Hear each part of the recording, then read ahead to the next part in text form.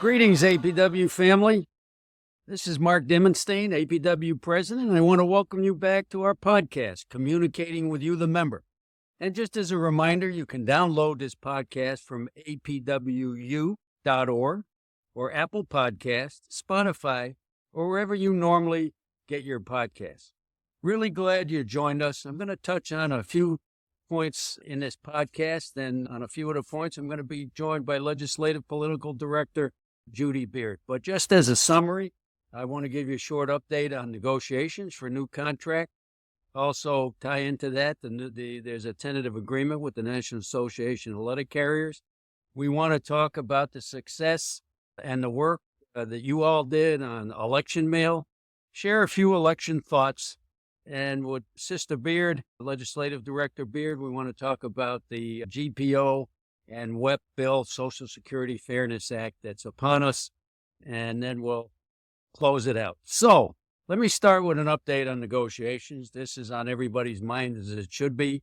Our main collective bargaining agreement, our union contract, covers 200,000 postal workers, so it has a huge impact on all of us, our families, other union folks, other working class folks, and of course on our communities and our country. So as you know, our contract expired on September 20th. We stopped the clock, meaning that we were not done, but we felt we were making some positive progress. And by stopping the clock, as we call it, it ensures that all of our benefits stay in place. So you can feel very secure that our bidding in seniority, our grievance procedure, our just cause protections against unjust discipline, including unjust firings, our health and safety provisions, so many of the things in our hard-fought and a really good contract that was won over generations of struggle will continue forward. Now, we're meeting with management about once a week. In fact, the week that we're recording this, we just got back from some meetings with management, and we're really into the more difficult part. It's called the economic part of it. We have pretty much finished up our work rules. Those can include things like overtime, health and safety, bidding, the question of the hostile work environment and how to fix it, and so on. So it's never easy, but that's a little easier part than when we get into the economics, because we have a pie. Everything we want has a price tag, and we got to try to balance all that out. But our goals remain the same. As we continue to meet with management, we want good and fair wage increases that reflect the hard work that you do for the people of the country every day. We want to bridge the gap between the divisive tiers in our pay structure. We want to secure more career work. We want to expand postal services for the people of the country, and of course, that has a positive impact on our job security, because the more we do, the more work we will have. And of course, we want to protect the great gains of the past.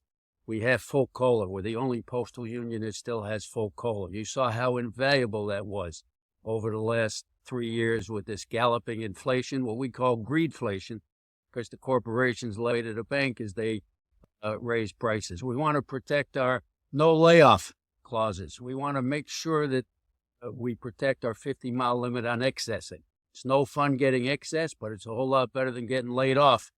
But by keeping it within 50 miles, it doesn't disrupt our lives and our families like it used to in the past, where people could be excess 300, 400, 500 miles just to keep their job. We will continue to keep you updated as negotiations proceed.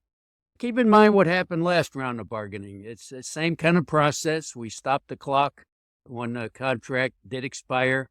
And within, September, October, November, in about 2.5 months, we were able to reach a tentative agreement with management that went out to a vote to all of you after the rank and file committee, which is part of our Constitution, approved it to go out for a vote. At the end of the day, you'll be the decision makers, and that's what it should be. Now, we have a new ingredient. The NALC, our sister union, has reached a tentative agreement with management. Your negotiating committee at headquarters has done a deep dive analysis of what's in there. We're not weighing in. It's up to the NALC members to decide whether that contract should be ratified or not.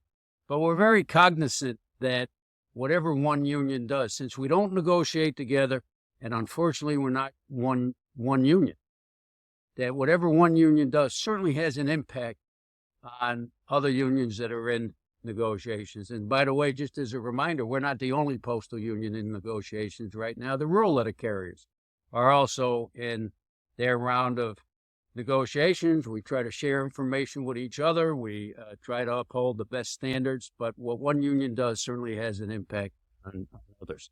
So their ratification vote is going on now as we are recording this. Their ballots went out last week in the mail. They expect to have results by the first week or so in January. We're going to keep a close eye on the process.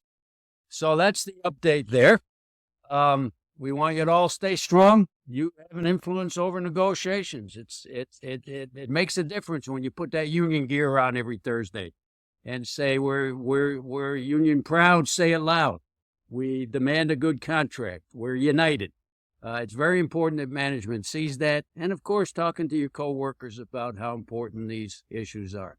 In our unity lies our strength, is our call to action, and we need that as much as ever when we're dealing with our contract negotiations. Again, we'll continue to keep you updated through these podcasts, through our news service bulletins, through the magazines, through social media, to keep people appraised on where we're at. Your negotiating committee continues to meet every week, exchange ideas, push forward, and we're cautiously optimistic that we'll be able to get to a tentative agreement. That's our goal. If we don't get there, we'll be ready for what's called interest arbitration. We're also working on that at the same time, and we're going to do everything we can to bring home, in the context of our times, to bring home a really good new contract. So, Judy, let's welcome to the podcast. Let's talk a little about election mail. You know, the Postal Service plays such a vital role in the lives of the people of the country.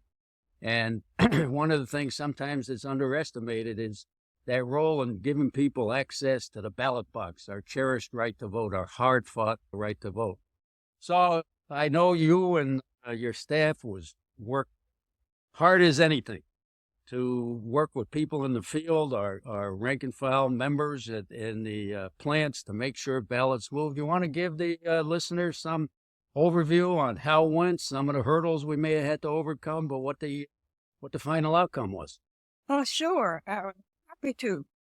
Hello, APWU family. The APWU was fortunate enough to have ballot monitors in 170 postal processing plants across the country. And those ballot monitors did a great job making sure that ballots, election mail, was a priority. They worked day and night on all three tours, making sure ballot mail was a priority. So you might ask, well, why? Why do we do this?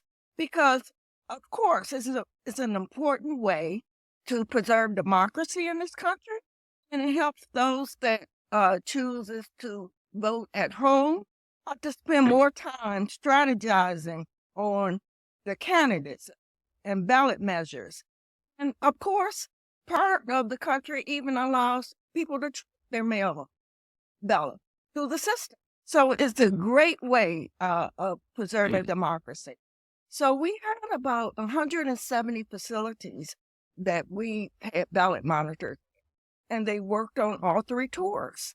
And their job was quite difficult because they were so conscientious about making sure that daily sweep took place and that there was no ballot left in the post office before they went home. They were also concerned about extra deliveries, mail coming into their mail processing plant, making sure those ballots got out. They were making ballots a priority because, the ballots are coming in with all kinds of other personal mail that people want to process. And we do process the other mail during the system, but ballots are a priority for us. And then there's extra hours, overtime hours for the individuals and our members. A wonderful job making sure that they work those extra hours to make sure the ballots got where they needed to go in a timely manner. So it was a successful process for the American people. Our members, took pride in doing the work that they do. So thank you very much, postal workers. You did a great job this year. And we're going to get the results shortly. Right. We don't have them all in yet, do we? They're not all in yet because one state is still voting. Washington State, they had a rule that their ballot had to be postmarked, but it could still come in and it'll be counted. Interesting. Just as a side story here, my own personal story, I'm fortunate or unfortunate enough to live in Washington, D.C. Fortunate in a lot of ways until I have to pay the rent. But I'm fortunate, being serious about it. We get an automatic mail ballot to our home. We don't have to ask for it, but we don't have to vote by mail. We have the option to vote by mail. So it all came on time. My wife and I voted at the kitchen table where there was some ballot referenda. For instance, there was a referendum on whether to go to ranked choice voting. People have probably heard about that, where you vote once, but you rank the other candidates, because if somebody doesn't get 50%, they just go to the ranked choice, add it all up, and they don't have to have a rerun or whatever it's called at that point.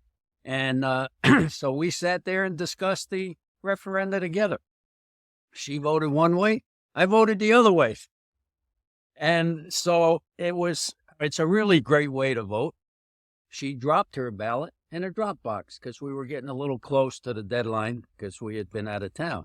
I put mine in the mail. Either way, we really both voted by mail. And it's really a great way, ever more popular way to vote. There's no systemic fraud in vote by mail, like some of these people would like you to think that somehow vote by mail rigs elections, steals elections. And also it's worth emphasizing, and I know we always talk about this, Judy, our members were out there moving the election mail on a nonpartisan basis. It's a cherished right that people have.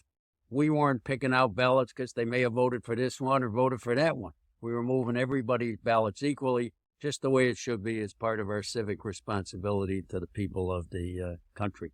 So we'll get the final results in, but hats off to everybody. And by the way, Legislative Director Beard, when hurdles came up, she served on a national level task force with the other unions, the other postal unions and postal management. And when problems came up, and they did, Sister Beard got right on it, and just about everything that we know of got resolved the way it should have been. So thanks to you and your shop, Judy, and thanks to all of the postal workers that stepped up, moved the mail, and can be very proud of what we did. And it's part of the reason why people support and love a public postal service. The election itself, let me share a few thoughts. I know there's strong views on all sides. But first, let me remind everybody, I made a statement after the results of the election. Everybody knows that the E-Board, following our national convention, did endorse Kamala Harris for president and Walz for vice president. We thought it was a stark choice from the standpoint of our jobs, our union, our well-being. But the people of the country spoke, and it is what it is. But I want to make it clear, and I do speak for all the national leadership, that we fully respect that you, our members, hold varying political beliefs, and we really do applaud all of you that engaged in the political process. Members work for various candidates at all levels. You participated in the APWU Labor 2024 program. We registered people to vote. We talked to coworkers, family, friends. People put up yard signs, made phone calls, knocked on doors, worked the polls, and voted. So that's really important. And yes, the election is over, but I don't think that from your president you want anything sugar-coated. I think there's going to be negative and deep ramifications for postal workers, the labor movement, and all workers in the coming years. I think we're going to have to be very vigilant. We should always be reminded that during the first Trump White House between 2016 and 2020, that was the first time, at least in modern history, maybe the first time ever, that an administration openly, in writing, advocated for breaking up the public postal service, selling it off to corporations, and destroying this wonderful right that the people of the country had. That's the reality. So that's what we should expect coming forward. And as we voted and as we made decisions, we'll have to learn from our experience. Project 2025 that we've talked about in the magazine and in other places. It's a blueprint. It's called, quotes, a blueprint for a new Trump administration. It comes out of the Right-Wing Heritage Foundation. I'm not calling them right-wing. They call themselves conservative right-wing. And there's many, many attacks on working people, the labor movement, veterans, women, children throughout this blueprint. We're going to have to unite as working people. As these assaults come down on us, we're going to have to be ready to not just defend our union, to defend every union. The American Federation of Government Employees, a sister union, is going to be on the chopping block. If we're not there for them, then who's going to be there for us? So we're going to have to be very vigilant, and I think we're going to have to really learn from one of the lessons from this election, I believe, and it's not the first election. I think we can draw this conclusion from the results, is when it comes to issues, people united and voted in their self-interest. So, for instance, in the state of Missouri, there were 3 pro-worker ballot initiatives. So you're not voting for an individual, you're voting for an issue. Higher minimum wage, paid sick leave for all workers, and women's rights to reproductive freedom. Every one of those issues passed overwhelmingly at the same time that the same people that were voting for those issues, voting up those issues, were voting for candidates for office that opposed every one of those issues. We got to figure that out. And one way I think we figure it out is that we have so much more in common when we stick to the issue. And so there's some good news in the election around some of these referenda, and I think some of the lessons learned. I think it was very instructive what happened in Nebraska, for example, Judy. Here you had an establishment senator. We actually have a pretty good relationship with her in conservative Nebraska.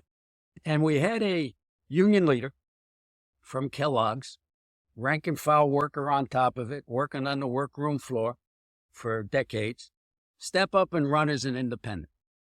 People thought he had no chance at all.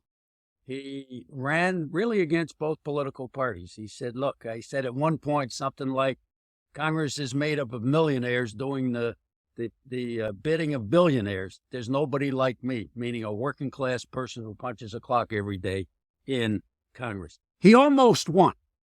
So there's a valuable lesson there, too, that the working class is frustrated and disillusioned with both political parties. They're looking for change. They're looking for things that are not business as usual. They're certainly right to be fed up and frustrated, in my view.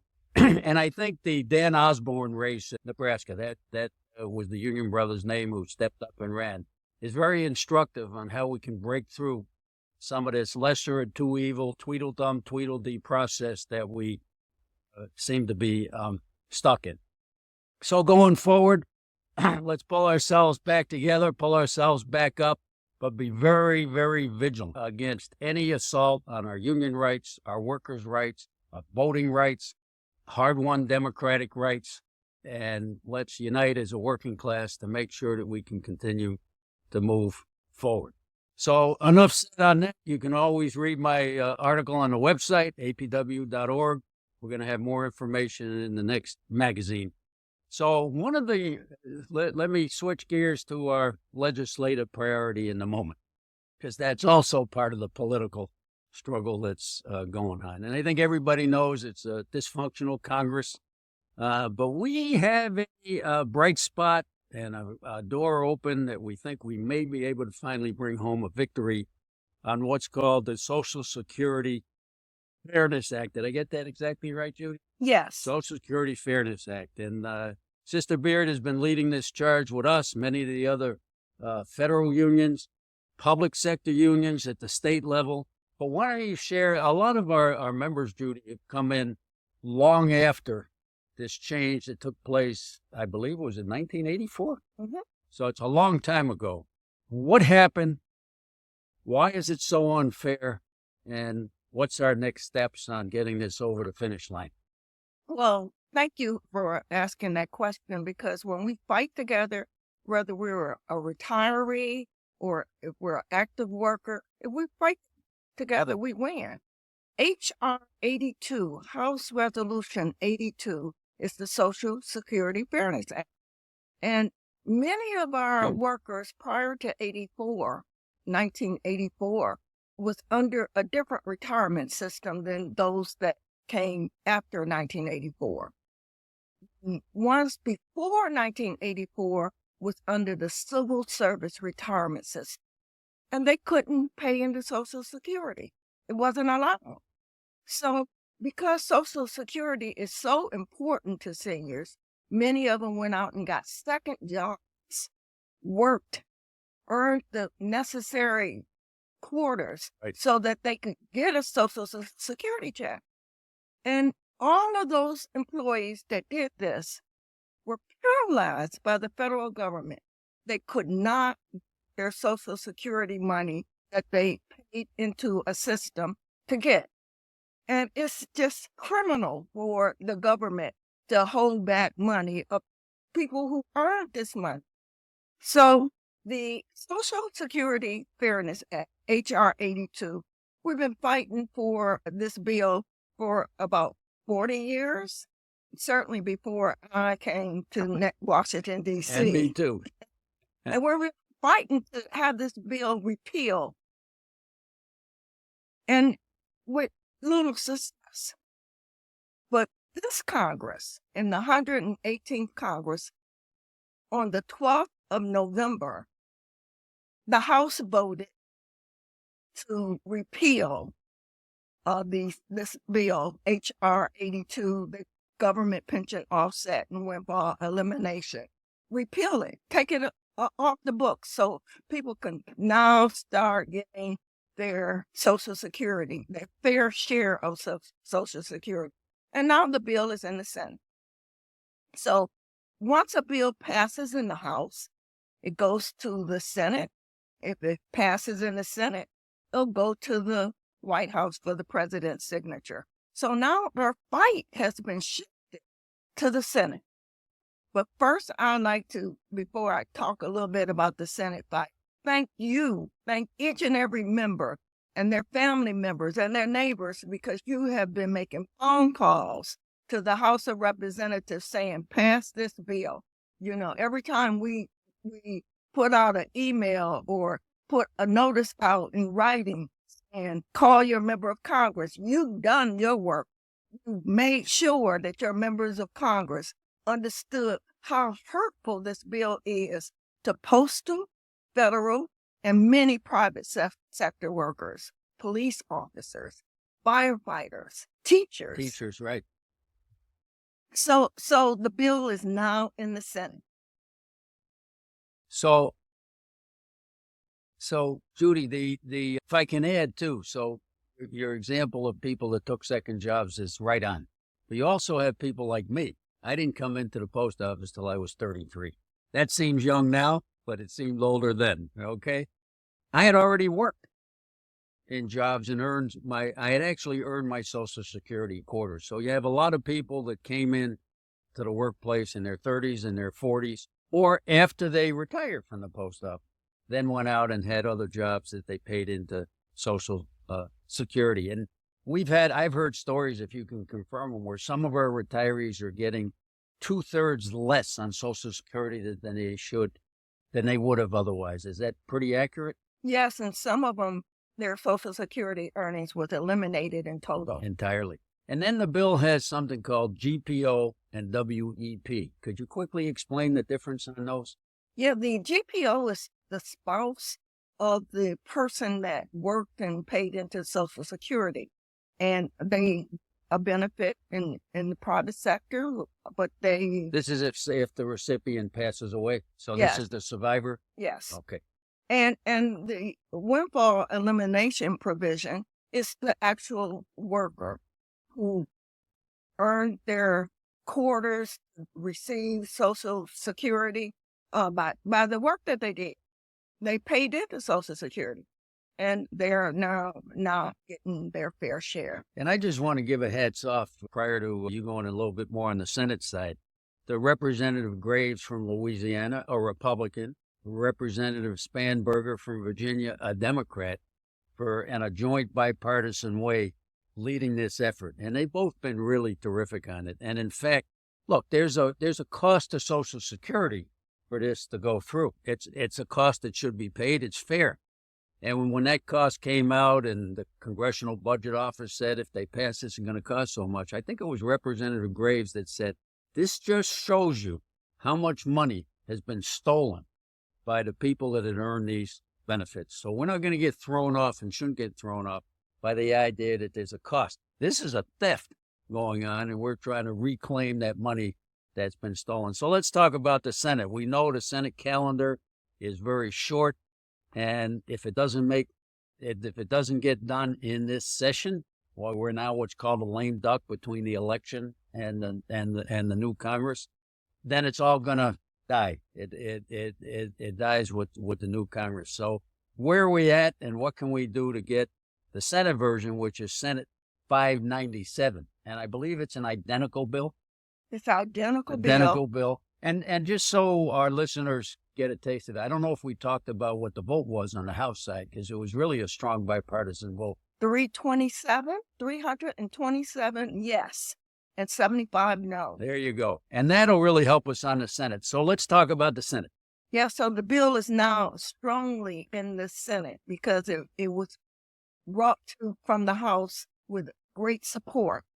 And in the Senate, it's also introduced bipartisan. We have Senator Brown from Ohio, right, who's a Democrat, and Senator Collins from Maine, who's a Republican. So working together, the two of them have been able to get co-sponsors. It's 13 Republican co-sponsors on this bill. And we need 60 votes in order for this bill to pass. So now our work is to make sure that the bill goes to the floor. We got to make sure that none of the co-sponsors that's already on the bill don't change their mind, that they're in support of it right now. And we need to gain some additional supporters to this bill. Yeah, we're going to have a little leeway. Somebody might get sick. Somebody's plane may be delayed, or one or two votes can make a difference on that. So what are we asking our good listeners to do? Two things. One, to make a phone call on our legislative hotline, which is 844-402-1001, and we'll transfer you to your senator. And we want you to stay on that line and talk to both of your senators. It doesn't matter whether they co-sponsored or not. We want them to vote yes on Senate Bill 597. And while the Senate is at home in your state, we want you to call their office. See if you can come by and visit their office. And you want to let your senator know how important this bill is to you. Good. And if you can repeat that number again, 844? 844-402-1001. And it's the number that's on everybody's membership card. Right on the back of your membership card is your legislative hotline.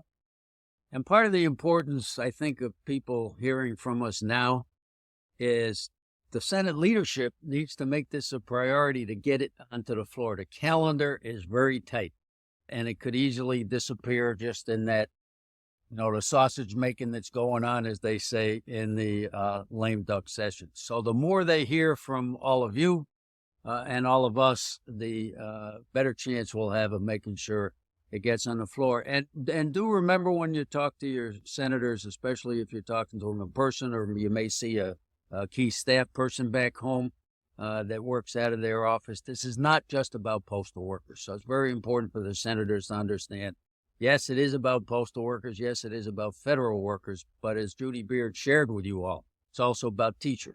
It's also about firefighters. It's also about police officers.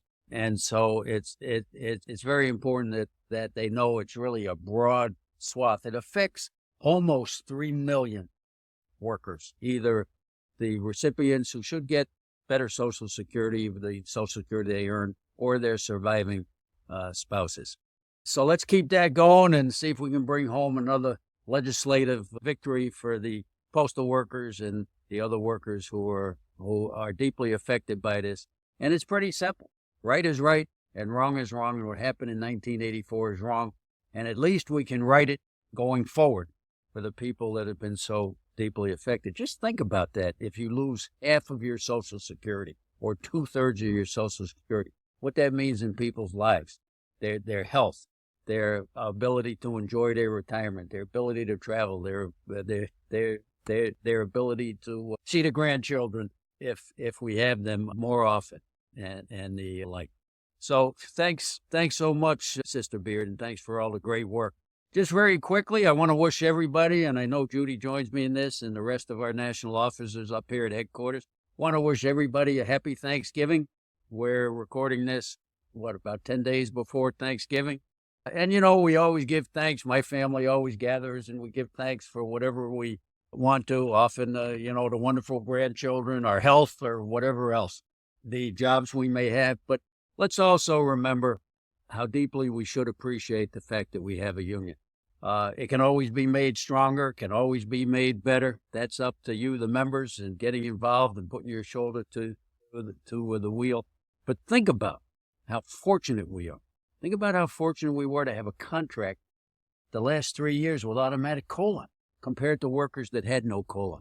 And when we go to the grocery store and we have to fill up our car, we are able to really keep up with this, what was at the time, galloping inflation. The right to have for full-time employees, to have a guaranteed 8 hours a day, 40 hours a week. We take it for granted. Think of the financial security. Most workers can be sent home if work gets dried up, or it's a little less at certain times of the year. People get laid off. We don't. We've never had a layoff of the career workforce. We have no layoff protections for those career employees who have been here for 6 years. We now have automatic conversion in almost all of our offices for our non-career hardworking PSCs, where there's a 2-year backstop. If you haven't gotten a conversion to career before the 2 years, it becomes automatic. The right to see a shop steward if you got a problem. The right to file grievances. The right to challenge management. The kind of things we just take for granted. I've dealt with workers when we've been out organizing people into unions that had no paid sick leave, 0. Think about that. So as we enter the holiday season and give thanks, let's give a deep appreciation for our forefathers and foremothers, our forebears that laid the basis with the great historic postal strike in 1970 and all the work that went into the generations of struggle that we've inherited. But then we also have to do our part to keep it going and then pass the torch on to others. So happy Thanksgiving, everybody. I know on the workroom floor you're entering a busy holiday period. We want it to be busy, even though it's hard on us. We certainly want to work, and we do get some really deep satisfaction out of being here for the people of the country, and that kind of even gets broadened and is even more clear when it's the holiday season, and hopefully a time of good cheer for most people. So with that, I want to thank you again for joining us. Keep up all the good work out there, moving the mail for the people. Sometimes we know we have to do that in light of management's mismanagement. That's not a new challenge, but it's still very much with us. Next year, of course, we'll continue to face the postal reorganization and the quotes modernization of the system. As I said, we're going to be facing a new administration that's probably going to move fast and furious against working people and against unions. But guess what? As Judy said, when we fight together, we win, and we're going to have to fight together in some ways like we've never had to fight before. Make sure we protect our rights as working people, and certainly to protect the public post office that we are so proud to be part of. So with that, I wish everybody, once again, happy holidays. Thanks for tuning in. Until next time, solidarity forever.